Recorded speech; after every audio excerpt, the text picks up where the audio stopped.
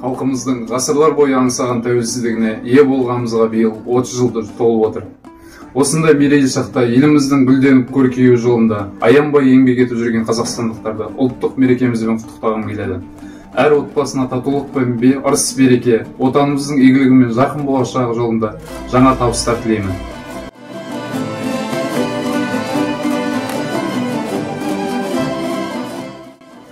Тәуелсіздік еліміз, мәңгі жасар жеріміз, тәуелсіздік жасаған аға әпкелеріміз.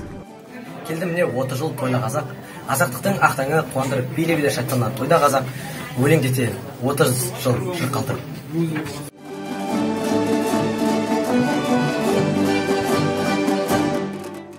Тәуелсіздік бақытым бағым менің, тәуелсіздік жақұтым жаным менің, жүрегімнің төрінен орын алар, тәуелсіздік айбыным арым менің. Еркіндігім, қасиеттім қастерім, өзің барда өзегімде жоқ жүрмің, кеше сенің келбетіңді арман қыл, боданына бұғауландық басқа елдің.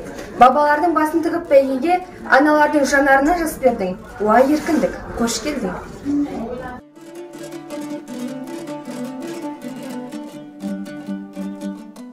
Қазақстан елім бар, мақтанарым, Қазақстан жерім бар, шаттанарым. Көк аспанда желбіреп көк байрағым, туып өскен жеріммен мақтанарым. Баршаңызды тәуелсіздіктің 30 жылдығымен құттықтаймыз.